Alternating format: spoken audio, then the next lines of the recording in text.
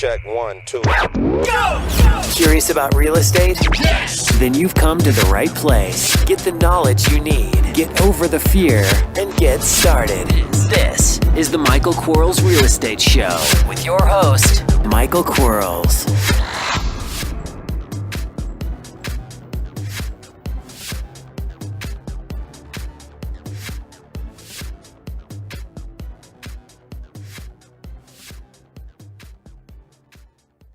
Hello everybody, Michael Quarles with the Michael Quarles Real Estate Show. Today we have podcast number 200, and it is a little bit different than our normal scenario question or our normal ask 5 questions kind of thing. Today we're going to talk about door hangers, and it's kind of an exciting thing because with and through door hangers, especially for those of us who may not have a tremendous budget to market and it's in direct mail. Door hangers is a great way for you to, one, learn your area really, really well, and then do some marketing, some sweat marketing, and create opportunity. Now, the key component is we want to make sure that we're marketing into the right area. We can't just be guessing. So, in my opinion, the first thing that we're going to want to accomplish, and I did this for myself this morning just so I would know how long it's going to take you to do this in your city. In my city, there are 11 or so zip codes. And what I wanted to know was naturally the zip code number. I wanted to know how many single family homes were in that zip code. I wanted to know the number of those homes, or how many homes in that zip code had 30% equity or greater. How many and what percentage of that is. So as an example, one of my zip codes, I have 11,182 single families in the zip, but I only have 3,045 that have 30% equity base or greater, which happens to be 35.28%. So that means 1 in 3 houses has an equity base. Not a bad thing. Keep in mind, what I'm trying to accomplish when I hang door hangers is hang them in the areas that they're going to pay me the greatest benefit. Hanging them in an area where you may not see high equity bases, well, that would be a waste of my energy in my door hanger. I want to hang them in the best area I can hang them in. So the second thing or criteria that I want to find out is I want to know how many cash transactions there have been in that zip code within the last 12 months. Because what that does for me is it tells me 2 things. It tells me that there's a high investor it's a high investor playground, so investors are playing there because typically mom and pops, although yes, they can buy for cash, some of them, they typically don't do it that way. The investors kind of pay for cash. And so I want to know the high concentration of cash areas. The other thing it does for me is because there's other investors in the marketplace paying for cash, and I know when they do that, they're getting reduced values, they're already seeding the propaganda that I'm going to need when I enter those markets and I start negotiating with my seller. So again, I'm looking for the number of single family residences in a zip code, the total number. How many of those have a 30% equity or greater? How many of the total single families were bought within the last 12 months for cash? What percentage of that was that? So as an example, in one of my cities, one of my zips that had 11,182 single families, 97 of them over the last 12 months were bought for cash. That's almost 1%. That is an amazing number if you think about it. It's an amazing number. The next number I want, because I think it's crucial, is I want to know how many houses in that zip code were seller financed. Because, I'm going to either buy them cash or I'm going to buy them seller financed. there's really not a way to find out how many of them let me buy subject to, but I want to know at least how many of them seller finance, because that's a good opportunity. So if I'm in an area where my peer group, my benchmarks, they're in there already doing what I want to do, I want the high concentration of seller financing because they've already laid down the propaganda. They've already started talking to sellers about seller financing. I want a high concentration of seller financing. As an example, this zip code that had the 11,182 houses and 3,945 of them had an equity base of 30% or greater. And of those, 97 of those were bought for cash, and 104 were also seller financed. That is also almost 1% of the transactions. So I have in that marketplace right there, in that zip code, I have almost 2% of the market that's either being bought for cash or bought for seller financing. What an incredible number coming back to me. That's an awesome number, and I want to know that. So then I want to know this on each of my zip codes. And again, I had 11. And I'm going to kind of walk you through now via the audio-wise, you're not going to be able to see it, but I'm going to kind of take you through the steps so you can kind of hear how I'm doing it. I'll try to explain it as I go along and how you can arrive at this data. And then I'm going to tell you what I'm doing with that data once I'm done. Okay? Here we go.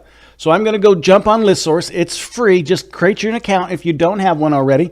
It's free to get the data. They charge you to buy the data, but the results of the data, what we're trying to accomplish right now, that's a free search.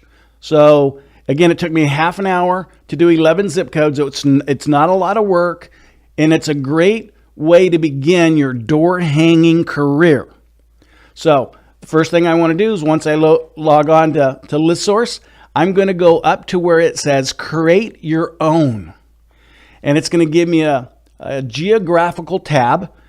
And with a search criteria drop down, I'm going to go all the way down to zip code. I'm going to click on zip code.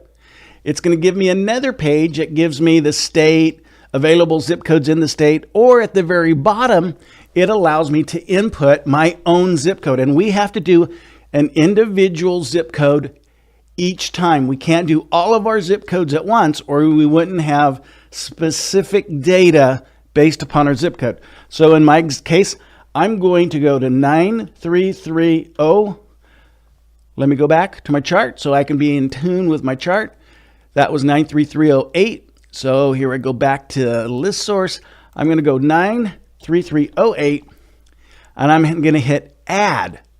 So this is going to tell me how many individual pieces of property are in that zip code, but it doesn't tell me yet how many pieces of single family homes there are, just pieces of property. So it would be mobile homes and condos and townhouses and commercial property and agricultural properties and all those kinds of things. I want to know just a single family. So now I'm going to go up to the property tab, which is the third tab over from the left.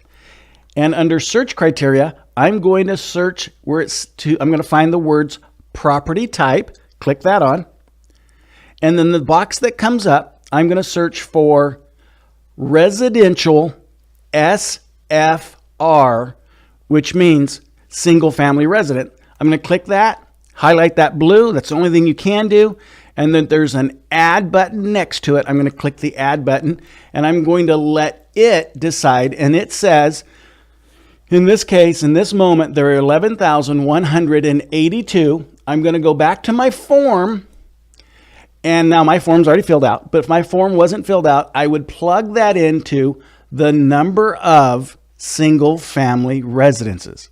Now, my next step is I want to know how many of these 11,182, how many of these have an equity base?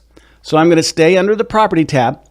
I'm going to go up to the drop down, and I'm going to search for the word equity, and then inside of parentheses, percentage. So equity percentage, I'm going to click that on. The box that comes up after that, it allows me to pick between 1 and 20%, 21 to 30%, 31 to 40, and so on and so forth. I want to use 31 to 100%. So I'm going to click on the 31 to 40, hold down my shift key, go down to where it says 91 to 100, and click that, and all those in the middle are going to now be highlighted blue, and I'm going to go up and hit add, and this is going to give me the result of how many houses, single family, in that zip code have an equity base, and in this case, again, it's 3,985. I would add that to my Excel chart, keeping that information. The next thing I want to know is I want to know how many houses in this zip code that are single family have been bought for cash in the last 12 months. So I have to unselect these, the 31 to 100. So I'm going to go where it says selected equity percentage, and you'll notice where that is.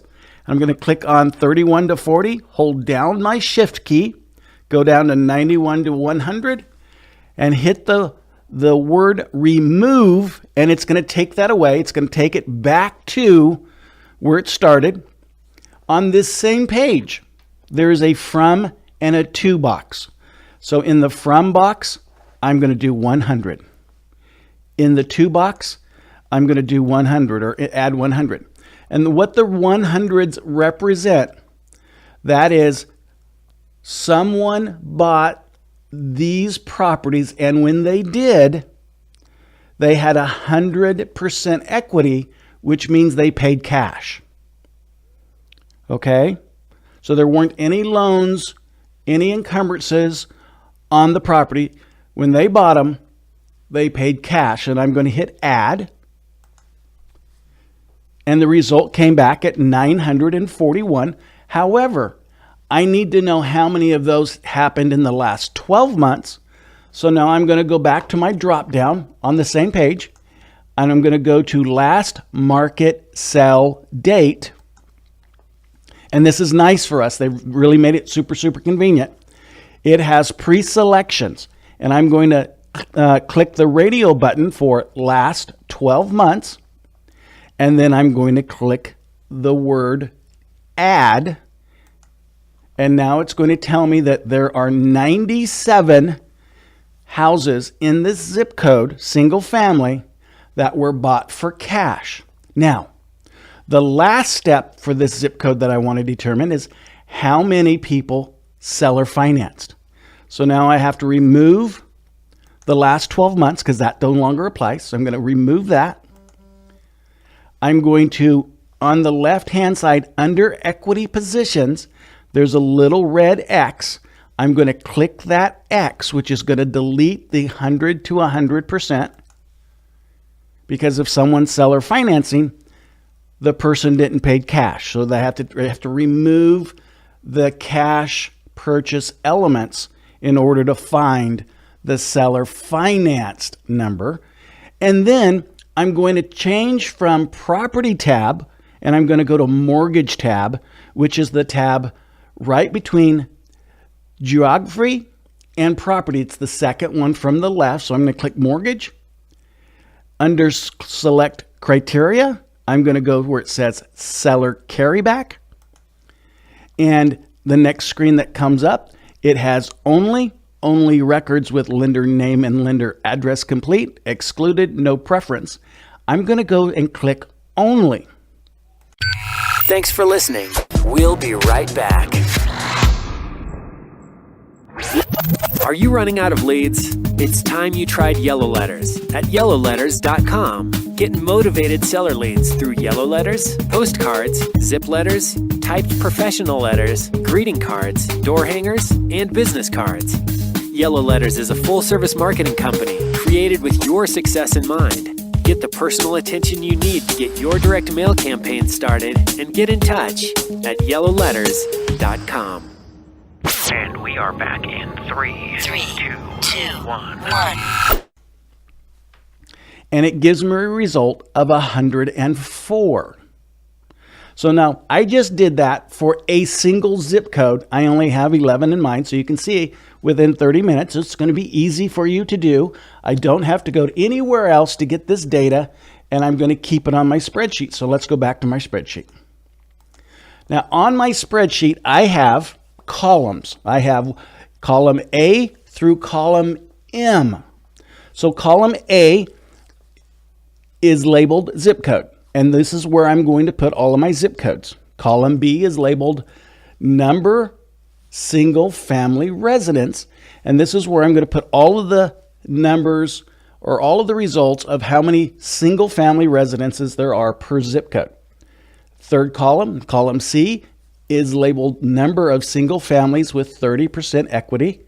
This is where I'm going to put the result of the number of houses in a zip code that have an equity base or greater. The next column, column D, is the percent of equity to units. And what I'm doing here is I'm determining what is the percentage of units that have equity to the percentage of units inside of a zip code. So there's a division that's happening. And quite frankly, on this page at michaelquarles.com, you'll see a download function. You can get this Excel spreadsheet, so you don't have to recreate it on your own. However, if you want to create it on your own, you can. I'm going to go through it for you. The E column, which is winner, I'm actually going to sort my entire spreadsheet, and I want to sort it by the percentage of equity to units, and it's the highest number wins. And so you go to the data function on your Excel, you highlight your columns, or your A through M, all the way to however many zip codes you have. You have to make sure you highlight it all together all the time, or you're going to get your numbers out of order. But in this case, highlight it all. Sort it by column D, the percentage of equity to units, based upon highest number first. It's going to give you that. And then in that box or in that column, I want you to write 1, 2, 3, 4, 5, 6, 7. So if the first one came in at 41.78%, and the second one came in at 37.97%, then it'd be 1, 2, and then 3, and then 4. However, if some of them tied, and every once in a while something ties, we do this much like the golf scores. So if two people tie in golf, it's the winner, and then both people get number 1, and then the third place, or the guy that came in second, well, he didn't really come in second, he came in third, so that would get 3. So just keep in mind that's how you do that. Now, we're going to do the same thing and resort our Excel spreadsheet for cash sales, with the highest number being first. Keep in mind we have to keep it all together so it sorts correctly. And we're going to do the same thing. We're going to put 1 and 2 and 3 and 4 and 5 and 6, all the way up to however many zip codes you have, so that we can track which ones are coming in first, second, third, fourth, fifth, sixth. We're going to do the same thing for percentage of seller finance deals. Now, one more step. Now we have a total column under L. That's when we're going to add all of our winner columns. So our winners from the highest equity base, the highest cash sell base, and the highest seller financing, we're going to add all those together, and then we're going to resort that. And in this case, instead of the highest number, we're going to sort it to the lowest number, because it's the lowest number that wins. And you're going to now know if you're going to spend time and energy inside of your marketplace, where to spend the highest likelihood of success. Because it's going to come back to you and say, these zip codes came in first. This is where you should, based upon the percentage of houses that have equity, the percentage of people that are buying in that area with cash, which means typically investors, and the propaganda that's already been fed to the marketplace, the highest area where seller financing is happening, and when you add all those up, it'll give us that indication. One thing alone, I don't believe, is enough. So, again, at michaelquarles.com, on this podcast page, you are going to be able to download this form and be able to create it for yourself. It's a real powerful thing. Now, if you're going to hit the whole city, you still want this information. Let's face it. If you're going to go out tomorrow and say to yourself, I want to go buy a house, where do I go buy a house? You want the highest likelihood of success. So this chart will give you that success. Now, the next thing I want you to do, and this is crucial, very crucial, you need to get a zip code map for your area. So all cities, you can, Google zip code maps for your city, your area. And basically, it's going to show you your area and the outline of your area and your zip code. So you can, on a map, see where these results and what they represent geographically. And then now the next thing I want you to do, in the old days, we used to use Thompson Guide, which were books of maps. So you could look on a Thompson Guide and it would show you all the streets and all that kind of good stuff. And it was really convenient. And I think you can sometimes still buy Thompson Guides. I'm not so certain they're printing them because of the internet. But I do know that you can go to the internet, and there are open source codes for you to be able to see maps of the world. And you can actually go there and download or zoom in, I should say, to your specific area. And that website is www.openstreetmap.org. It's fascinating. It'll zoom you all the way into and show you in an outline all the structures. And so we know that, if it's a big building looking thing, it's a building. It's not a single family house. So we probably want to stay off that street. But what's important, then we can take some screenshots, however you want to do it. Maybe you get a big map and put it on the wall of your city and say, okay, and then you overlay it and you take some highlighter and you put where the zip codes are. But somehow I want you to know where you're putting door hangers out, so we can do this consistently and on purpose. So I like the map book kind of thing, or the pages of the map book, because here's what's going to happen. It's probably not going to be you. It could be you, but probably not going to be you. Especially, in the beginning when you don't have a lot to do, it could be you, because you don't have a lot to do. And you don't have any money, so you might as well go do some of this stuff. But sometimes we're going to get so busy that we won't have the time to do this, but this system got you that business.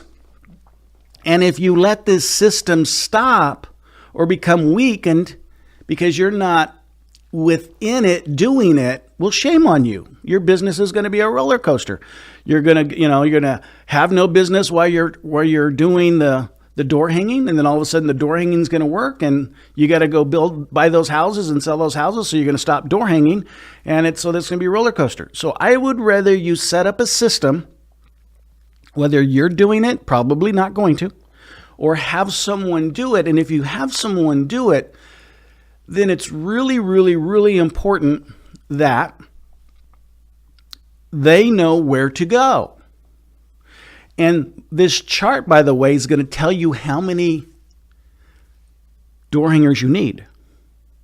Because if we refer back to the chart, and as an example, In 93308, there was 11,182 single-family houses that only 3,945 of them had an equity base.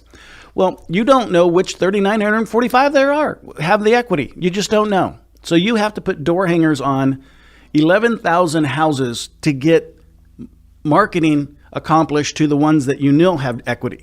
All right? And that's okay. I mean, door hangers are cheap. People can walk really fast. It's okay. It's fine. All right? It's really fine. Don't have them put them in mailboxes. Don't have them do anything. They have them put them on the door. But they need to know where they're going. So like a map book, I want you to do page 23 today.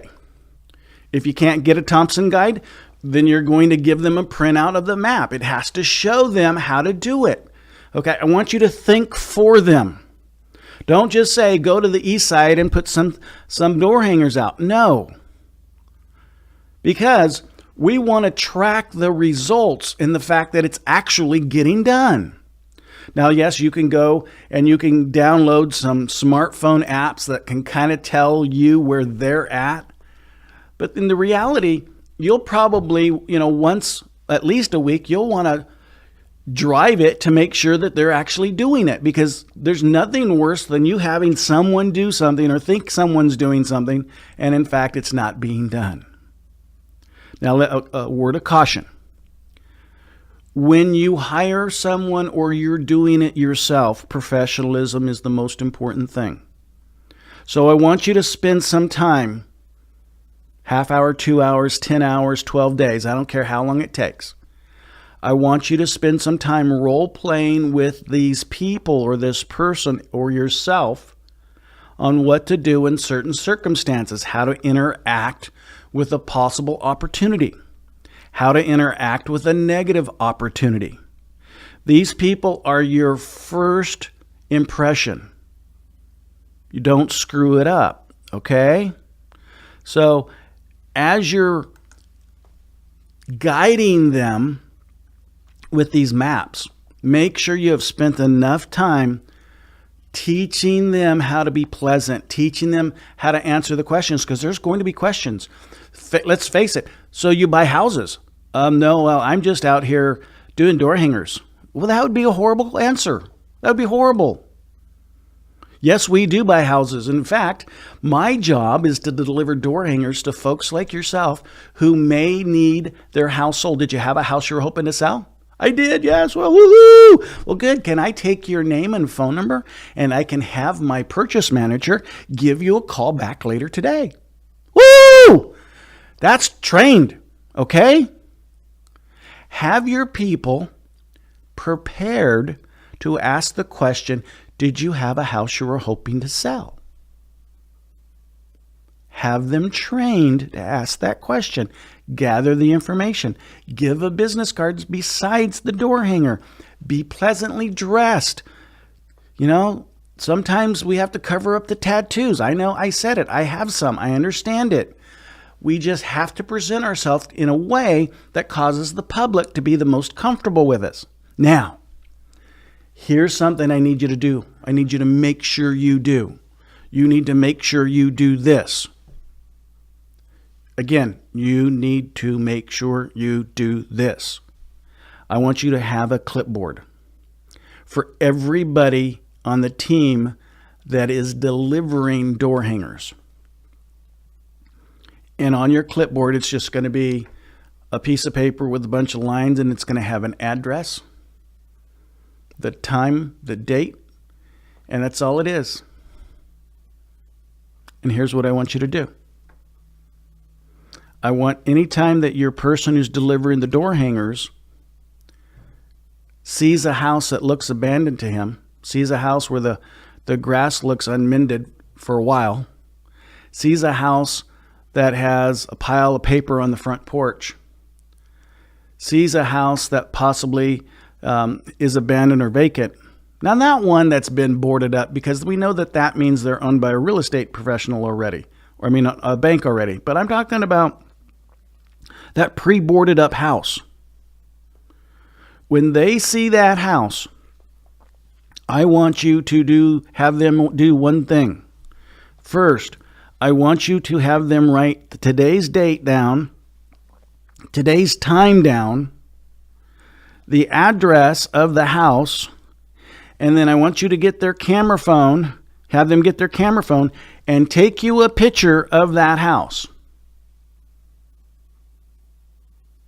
Write down today's date, today's time, the address of the house, and take their camera phone and take a picture of that house. Got it? That's all I want you to do. Just go to the next one, put a door hanger on. But every time they find a house that looks like it's been abandoned, that's not been boarded up, every time that they find a house that it's been overgrown, not boarded up, I want them to come back and tell you that. Okay? Especially if the next time you have them in that market, or you yourself are in that market, and your door hanger is still there, absolutely have them write down, our door hanger is still on this house from the last time we set the door hanger. As long as it's not boarded up. And don't have them waste your door hanger on boarded up houses. Don't have them waste your door hanger on boarded up houses. If they can't get to the front door, maybe there's a pit bull, maybe there's a fence, whatever, put it on the fence. Do not put it in the postal office box. It's illegal. You cannot put something in a U.S. Postal Service mailbox. It is illegal. Okay? Now, so that is a way, and I just described, you search your market. You determine the market that you want to play in the most. Because if I go back to my market, let me explain to you something in my market. I have, and I'm just going to do this really fast, take my Excel here, and he'll go here, hit auto sum, hit enter. I have 118,088 single family houses in my market. The idea of putting 118,088 door hangers out is exciting to me. I love it.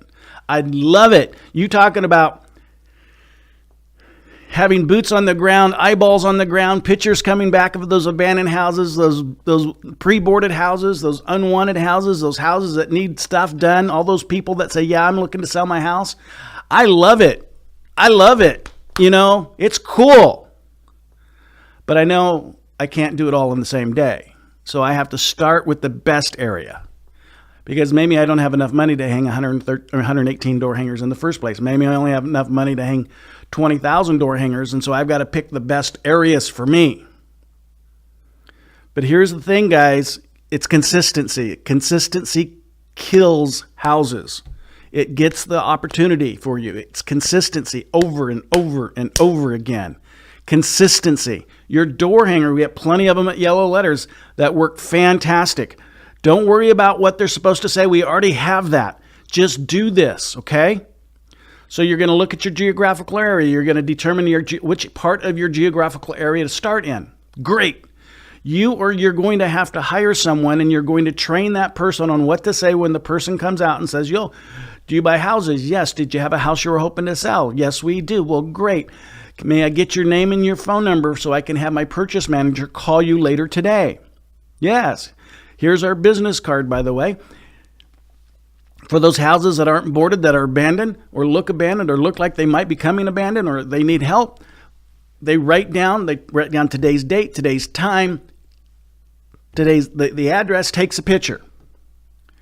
Okay? And they get that back to you today. Today, not tomorrow, not the day after tomorrow. At the end of the day, they say, hey, Mike, we have 17 houses. And boy, I'll tell you what to do with those if you need some help. You get someone to tell you on purpose that you have 17 houses that look like they need help. I'll teach you how to do that, how to find those folks.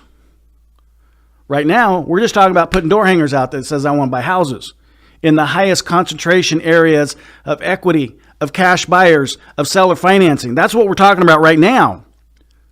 We can talk about that other stuff in another conversation, but right now, this is what we're talking about. Now, let's take it sideways a little bit. Let's go sideways a little bit. You have to do some work too. Every time you go out on an appointment, you take some door hangers with you. I know on most appointments, there's probably 10 houses on each side of the street. Maybe less, maybe more. Every time you go out and make an appointment to see a house, I want you to put a door hanger on every one of those houses on that street. If you don't know how to do a 6-pack, that's okay too. But at least I want you to do a door hanger every time you go out to see a house. Because here's the number. Folks. 93308 has 11,182 houses in it. 3,945 of them have an equity position. That's 35.28%. That means every time you talk to or see 3 people, one of them is a high candidate to buy a house from. 1 in 3. 1 in 3. You're there. You have contracts in your car. You're dressed appropriately. You're ready to buy a house. Man, there is nothing more wonderful than to have a presentation that you're going to make with a seller on purpose in another 10, 15 minutes down the road. And to be able to tell that seller, this is cool. This is a good street. I just met one of your neighbors down the street that need to sell a house too. So I'm either going to buy yours or theirs. That's cool. You talk about a takeaway close on the seller. They don't want you to buy the other house. They want you to buy their house. But all I did was I just told them, hey, I have 2 opportunities here. I'm buying a house. I'm going to buy your house or their house. Man, it's takeaway closes, man. We've got to use this stuff. But that's your responsibility. No one can do that for you. No one can replace that job for you. I want you to take those door hangers every time you have an appointment and put it on both sides of the street. Be friendly. Don't be shy. You can actually knock on the door. You're there. You've got there 20 minutes early. You have enough time to say, hello. Yeah, my family and I are thinking about buying a house in the neighborhood, and I just wanted to introduce myself. If they say hi, give them a business card. If they say don't because they never answered the door, just leave a door hanger, okay? So you're going to give them a business card or a door hanger, one or the other. Do not give them a door hanger as a business card. It's not a really good business card. But yeah, and not everybody's going to be home, so you're not going to be talking to a lot of people. But, grow a pair. Be able to talk to people. Have a conversation. You're there to buy a house. You're in a high concentration area of people that have equity. We need to have some effort. Okay? And at the end of the day, have a system. Do this on purpose, okay? Do it on purpose. Today, what are you going to do today? Today, I'm going to pass out 500 door hangers. Where are you going to do it? I'm going to do it right next to the street Mary and Maple and Marty, because I did Sue, Sammy, and Silly yesterday. I'm just going to continue up the street. Oh, cool. So you have a system. Yeah, every day I do 500 door hangers. Yeah, every day. Every day I make sure I have 4 contracts in my cart. Every day. Every day I'm dressed to buy a house. Every day. Every day I do this either between 9 and 11 and 3 and 5. Those hours in the morning when people are up or the hours in the afternoon when they come home. Let's meet some people. Okay? It's all right. You can do this stuff. Door hangers are cheap. Man, we got plenty of them over here. Size doesn't matter. Just get the small ones, guys. Just get the small ones. Little 8.5 by 3.5 door hangers, one-sided. That's it. Okay? Take a magic marker with you. One of those permanent magic markers. So you can write on the back of the door hanger. Most door hangers are glossy, so real hard to write on. So take a magic marker. And sometimes, you know what? You see something that with a foreclosure sign on the front door, because that's in California, that's what they have to kind of do. You see that on your door hanger, don't say, I hear you on foreclosure. Don't say that. Just on the back of your door hanger, just says, I can help. And it maybe that goes on, in that case, that would go on your list of, call-ons, because it's not yet owned by the bank. So tell your guy that's writing stuff down, that's one of the opportunities there. If you see any posted signs on the door, write it down. Follow up on that list, okay? Find those people. Look for those people. There are people that know how to find those people. Man, people ask me all the time what they can do. This is what you can do. I truly hope this makes sense. I really, really, really hope this is what you guys want to hear from me. To me, it will change your life if you do this right. Okay? Till next time. Talk to you tomorrow. Bye-bye. Thanks for listening to the Michael Quarles Real Estate Show. Get more info and stay in touch at michaelquarles.com.